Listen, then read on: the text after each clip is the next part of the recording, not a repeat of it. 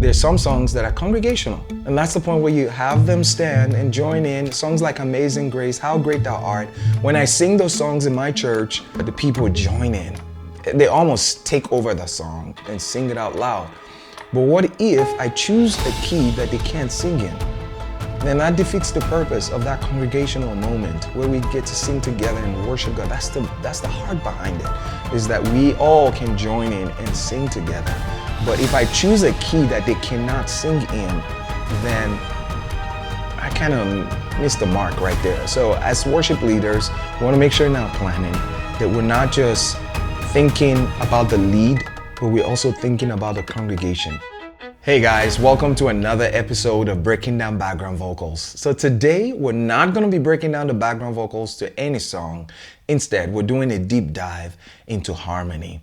Specifically, how to think about harmony and how harmony affects service planning. So you've chosen your songs, whether 3 to 4 or 5 songs, however many songs you're doing in your service, and you've determined the flow of the song and the placement of the song in your service, and you're at the point where you're about to choose the key of the song. And that's right, the key of the song is the most important element in harmony and harmony placement. And this is the number one thing that affects key choice. It is, who is leading this song? Who's leading this song? Is this person a soprano or alto or a tenor or a baritone or a bass? Bass, in a contemporary context, bass singers don't typically lead, but they can. So here are the voice classifications. So you have soprano, which means highest female voice. You have mezzo soprano, which just means a little lower than soprano. You have alto, low female voice. And you have tenor, which means highest male voice. And you have baritone, lower than tenor, which I am a baritone. And then you have the bass, which means the lowest male voice. So our job as worship leaders, vocal directors, or whatever role that you have, is to determine the people in your team, what are their voice classification? Under what class do they fall? Are they sopranos? Are they altos? Are they tenors? Are they baritones? So if you haven't determined that, if you're watching this video, this is your homework for this week. Find out every person in your team, the vocalists, are they sopranos? Are they tenors? Are they baritones? Are they bass? And some of them are new, maybe new to your team, and it may take time to kind of really for them to shine. You may have a general sense, I think they're sopranos, but sometimes you don't know what people are capable of until they really get in their comfort zone, get comfortable with the team, and then they begin to hit some crazy high notes that you never thought they had.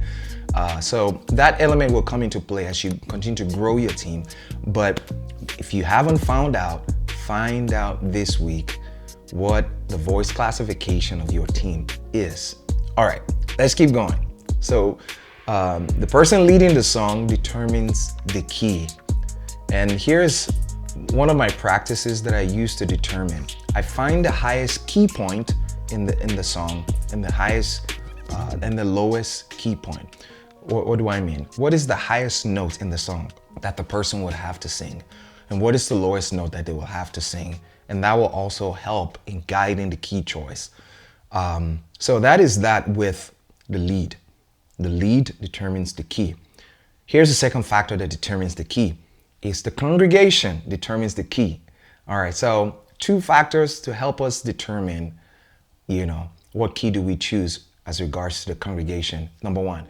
Hey guys, thanks for tuning in. If you're enjoying this video and you have a unique need that you don't want to include in the chat, I want you to know that you are able to. You can head to worshipbgvs.com and reach out to us. If there's something that you need, any way we can come alongside you and your team and help, let us know. Write to us, or you want to share a testimony, or you just want to connect, write to us at worshipbgvs.com. We want to hear from you. Also, while you're here, if you haven't subscribed, click the subscribe and click the notification icon so you can be notified when we post the next video. All right, let's head back to class. Is the song presentational or is the song congregational? So, there's some songs that we sing that it's more presentational. And what do I mean? That's the point where you kind of tell the congregation, go ahead and take your seat. We're going to sing the song over you. It just means the song is more encouraging. It's more of a prayer. It's more of a song that builds each other up, as opposed to a song that exalts the Lord, or songs that we're singing. It's more horizontal than vertical. And not that we cannot sing horizontal songs congregationally, we can. But we can spend another episode doing a deep dive into presentational songs and congregational songs. If you guys want to hear that, put it in the chat below. But let's move on. There's some songs that are congregational, and that's the point where you have them stand and join in. Songs like Amazing Grace, How Great Thou Art. When I sing those songs in my church, guess what? The people join in. They almost take over the song and sing it out loud. But what if I choose a key that they can't sing in? Then that defeats the purpose of that congregational moment where we get to sing together and worship God. That's the heart behind it, is that we all can join in and sing together. But if I choose a key that they cannot sing in, then I kind of missed the mark right there. So as worship leaders, we want to make sure in our planning that we're not just thinking about the lead, but we're also thinking about the congregation. What congregation are we reaching? You know, my leader in church always says, know your room. Know the room you're singing in. Meaning, am I singing to a group of women? If I'm singing, then I have to choose a key that they can't sing in. Am I singing to a group of men? Then I have to choose a key that they can sing in, even if it's sometimes not so convenient for me. I got to find a sweet spot where they can sing, I can sing well, and lead well.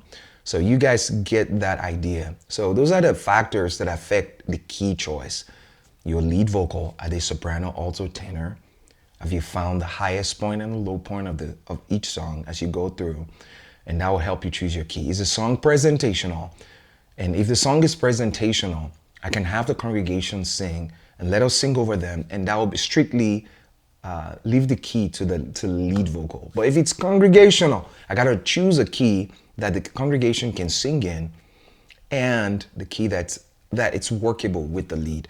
I even do this sometimes. In my church, we have something we call family worship. That means the kids come in and sing with us. In those moments, I consider the kids as well, so they can sing along. So I raise the key just ever so slightly where they can sing in their range. So pay attention. That's another thing to work on this week, is as you're planning, answer those questions. Who is leading this song? That's question one. Are they soprano, alto, tenor? And then second, is the song presentational or congregational? And in that, am I singing to a group of men, or am I singing to a group of women? Or are there more women, or are there more men? And what is the sweet spot key that everybody can sing in? I know as worship leaders, we sometimes get caught up when we hear a new song that's just released by our favorite worship group. We tend to want to sing it in that key, in that specific key, which is great if the song is presentational, or if that key sings well with your context, because you have to always convert to your context, to your room. That song, the song that was released, the key is great, but can this room sing in that key? I know I'm beating this to death, but this is very important. So as you go through this week, ask yourself those questions in your planning. So now we've chosen the key, we've chosen the songs, we've chosen the flow, song placement, we've chosen the key. Now we're at the point where we're dealing with the background vocals, so the soprano, alto, tenors. So the first thing I would say is, in your scheduling, you want to make sure that you are scheduling all those bases, all those frequencies, the high frequency, the mid-range, and then the low frequency in your scheduling. What do I mean by that? You want to make sure a soprano range is covered, alto range is covered, and the tenor range is covered. There are nuances to that, meaning it doesn't have to be soprano, alto, tenor. It can be a mezzo and an alto and a baritone that you've scheduled. The idea, the heart behind it is that you have all those textures and ranges covered. What this does for each song, as you go from song to song, is there are highs and lows of songs, and there are big moments like the bridge or the refrain where we need to maybe swap parts and go high and sing high and create this crescendo in the music.